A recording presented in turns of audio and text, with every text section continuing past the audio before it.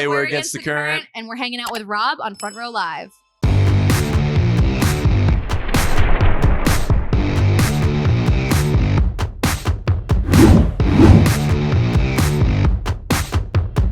Last night, you guys posted something like about the last 12 years of the band, and that completely changed my plan of what I wanted to talk about in this interview. Oh, snap. So I actually want to go back in time and talk about that initial process when you guys first kind of met each other and just started like working together. Like, what was it about each other that you guys felt like was the perfect fit for this band?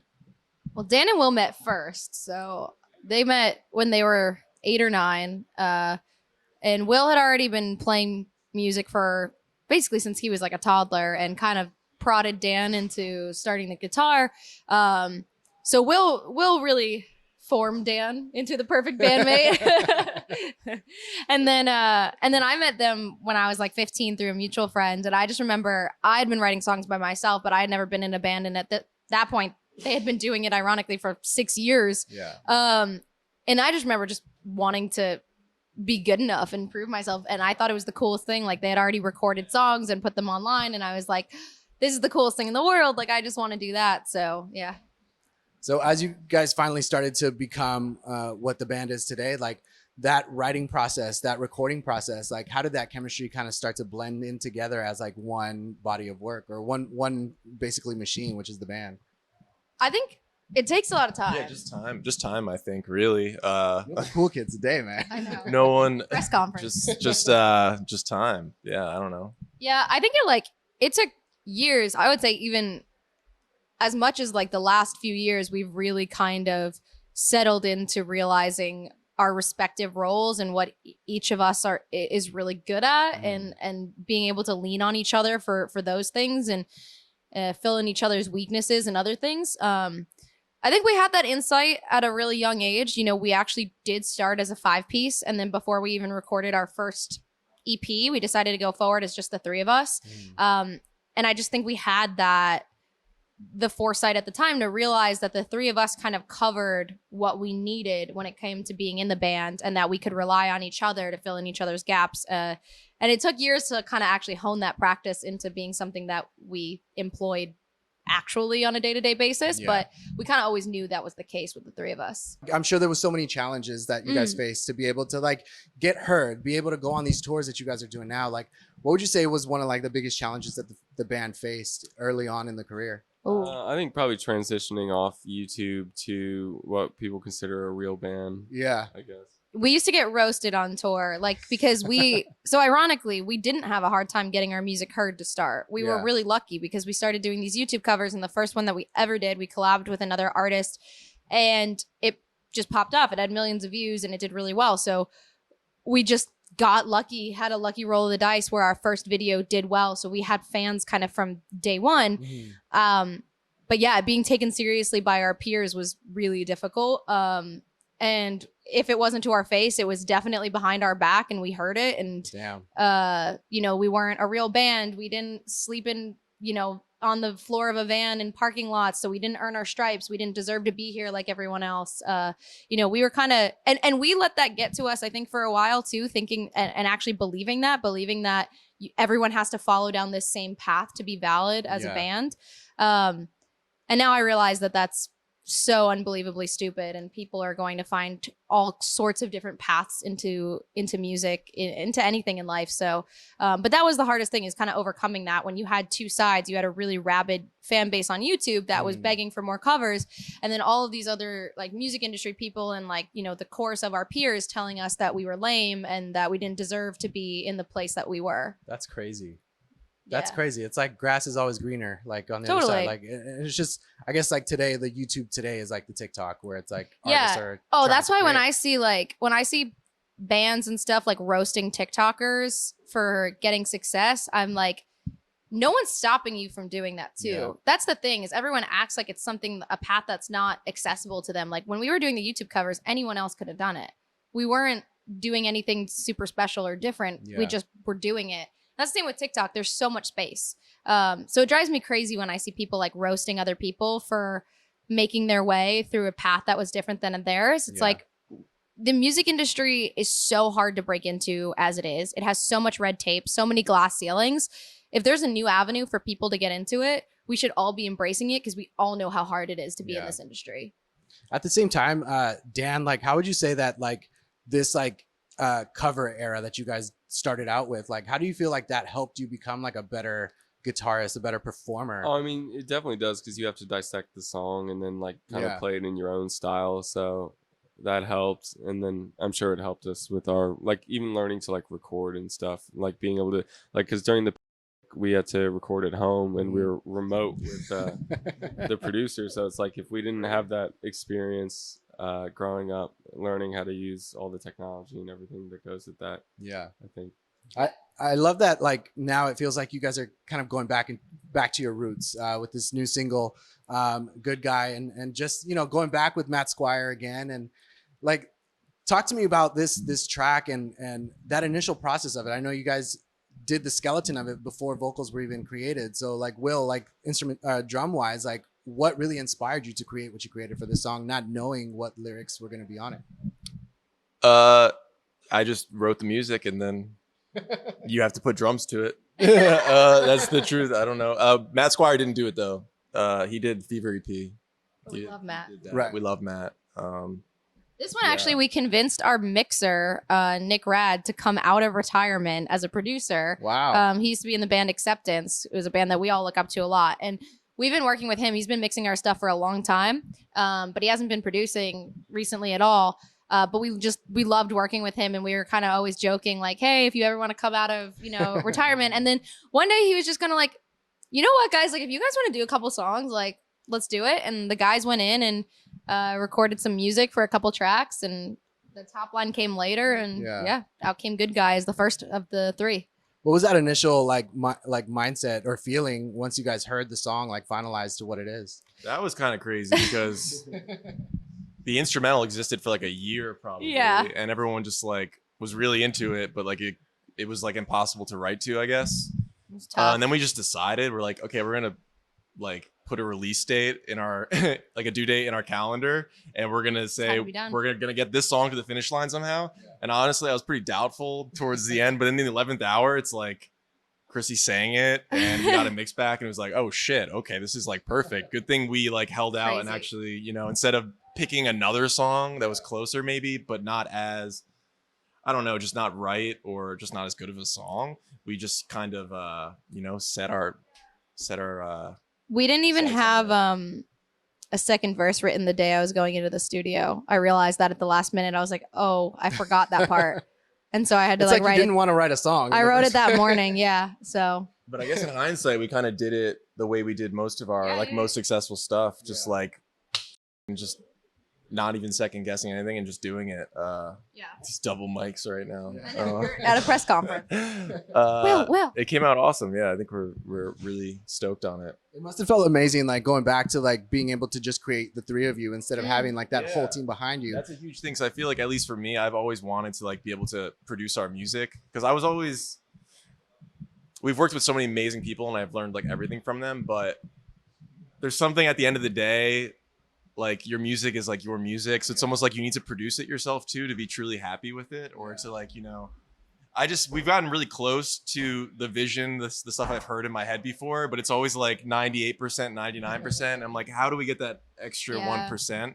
And this song's all us from start to finish. So it's kind of like, I feel like we're there.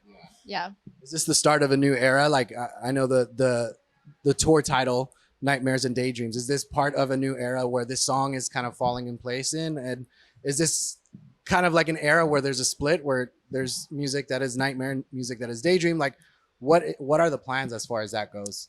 Yeah, it's definitely a new era. That line comes out of Blindfolded, which was the first of our independent releases. The other thing with Nightmare and Daydream, we do have kind of an idea of these upcoming songs and what falls into the nightmare realm and what falls into the daydream realm. But at the same time, a lot of the theme is how the line can be super blurred between nightmares and daydreams. You know, the thing, that's what Blindfold is all about, is, you know, the thing that you thought you wanted the most can turn out to be something you hate, something you resent. And that theme still is present in Good Guy too. At some point you did think this person was a good guy, and kind of just realizing it was all an act, all a facade.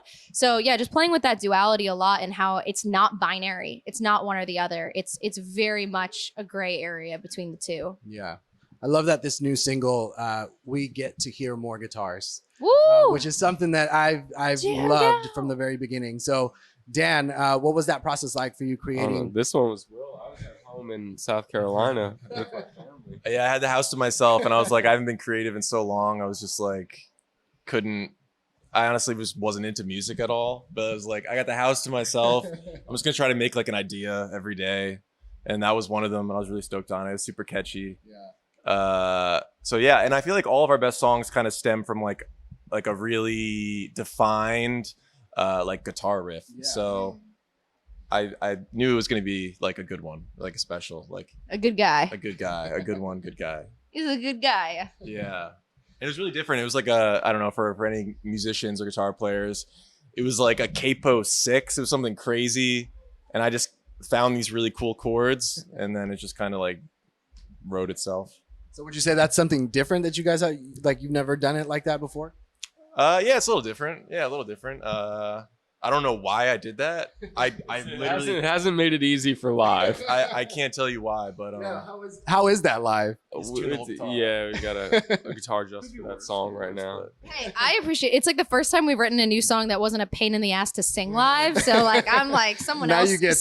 Usually it's me and Will dying on stage during songs. I have seen a lot of comments actually. People noticing like the different range and like where your voice is. And it's like lower, more powerful and like lower. Yeah. I mean, like when we did Fever, it was like every song just got more and more difficult to sing. Yeah, it was just Weapon was so hard to sing at first for me. Now I've kind of got a handle on it, but at first I was like, I will never sound good singing this. Jump is just so high.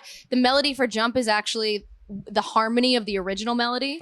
So we were recording the harmony, and then someone was like, what if that's just the melody? And I was like, what if it's not? What if it's not? But now it is. So yeah, usually. And somehow it goes like hand in hand. Whatever song's like challenging vocally, it's always challenging drums too. So like you'll see at the end of like certain songs, Will and I are both just about to fall over. So was this a decision that you made during the writing process of like, I want to sing an octave lower, or I just want to be on a lower kind of spectrum? No, it just fit there. That's just where it sounded right and where it slotted in. So yeah, we don't really no, we don't consider my feelings when writing songs. It's the inspiration. Whatever happens, happens. Yeah, it's just make it work. Whatever. Listen, the best piece of advice of like music writing advice that I ever got was when, like, before I even met the guys, I was like at a music school called the School of Rock, and just like the movie, and this guy told me, who went by the name of Static, which is really sick. He was like, do whatever serves the song. And at the time I didn't really know what that meant, but now I realize it. It's like songs, they take on their own unique identity, and you'll know when something is better for the song, not necessarily you or anyone else, but like for the song. So you kind of have to respect the song as its own individual entity. How do you do that when there's an additional songwriter in the room with you, especially like Cassandra? She's back on this track. Yeah, so, we love Cass. Like with that chemistry as well, like do you guys the two of you already know what you want, or is there still kind of room to kind of like understand each other during the writing process? It's easy with Cass because we've written together before too, so we have just a great chemistry, and we always did. Like we had from day one. That's why we kept writing together. So I'd say it's pretty easy. She's incredible with melody, and I think she really understands how to write a beautiful melody that serves the song, but also has its own thing as well. I think she's more creative than I am when it comes to melodies, which is why I love working with her. Also awesome because I feel like she hasn't really done too much like rock stuff. Yeah, she's from Sweden, and she's very much in like the Swedish pop circuit. So it's actually really nice to have someone not from, the rock scene of writing come on, and it gives a really fresh perspective. She writes melodies in a totally different way than I do. So then when we come together, we can really find what's best and try a bunch of different things. Now, I don't know, it might be me being crazy, but like when I watched the music video that just dropped on Friday, I feel like you guys are just like in love with music all over again. Like this entire performance, it's like there's this newfound love that I kind of felt like, whether you in your faces, your reactions, the way you guys were playing, like Is that safe to say during the process of this song in general, whether it's the recording process, writing process, or the music video? No, that's exactly what it is. Like, like exactly. I definitely like fell out of love with music for a minute just because the band was going through a lot of like growing pains and big shifts and stuff. Yeah. And then like really fast, everything kind of came together. We brought some like really close friends kind of into the team finally, and it really took everything to the next level. Everyone's really confident and just like I feel like we feel like we can do the things maybe we were scared to do in the past, and just own it, and it's paying off, and we look happier, like you said. We love what we're doing. We love the music, so yeah. Smiling behind those glasses. Smiling behind these glasses. Smiling with his eyes behind those glasses. What would you guys say has been the biggest challenge so far with Good Guy during this entire process? Probably just finishing it, like getting it done. Yeah, that's it. I think it was just getting it done on time. For me, it was just the top line, just making sure the top line matched the energy of the track. And yeah. And now that you guys are independent on your own, like, are you guys able to write music more relaxed and it's now on your timeline whenever you guys want to release the next thing, or do you guys already have like a stacked year or so? Oh yeah, we're just vibing. We put Good Guy into the system before it was even done because we knew we needed like 3 weeks or whatever for Spotify, so we put in like a rough version of it. Because I guess you can do that. Like rough artwork, everything, just so it could get in there. And then once we got the final stuff, like I don't even know, matter of maybe like a week before we put it in. So yeah, it was very down to the wire, and you just can't do that on a label. Like you have to think about, I think the biggest pet peeve I realized being on the label was just having to like move your release dates around other artists' release dates. So that was that's painful. And now we were just like, this is a good time for us to release the song. It's right before our tour's coming out. Like it'll be released the day before. That's awesome. That's perfect.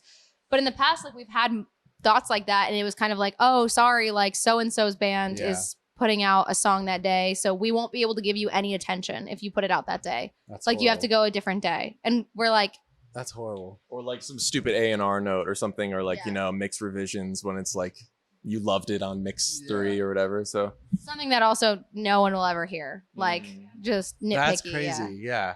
It's more about just like, I think we'd rather put out something that was slightly less than perfect, but was just real than like overly polishing this thing until it was kind of just unrecognizable. Yeah, that's a big thing too. Just like letting things go. We were definitely super nitpicky in the past, and just perfectionists to like a fault. Yeah, I feel like we found the line of where things are usually a lot better than we think they are.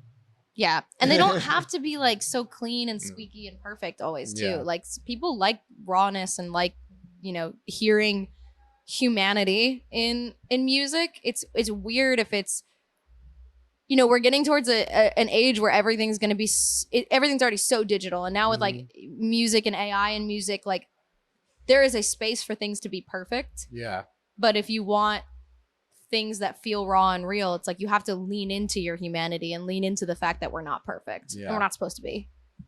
It's funny because I guess it goes back to like, older, the Beatles, or even like Foo Fighters, early Foo Fighters. It's like they know how to record and live track. Blink, they know how to record with a live track, and like now it's like everything is a computer or like. Yeah. So yeah. We try and like now I think we're trying to record our songs more like our shows. Like we want it to have all the bells and whistles. It's not like we want it to be so imperfect that it's not good or anything like that. But it just doesn't need to be like overly done. Yeah.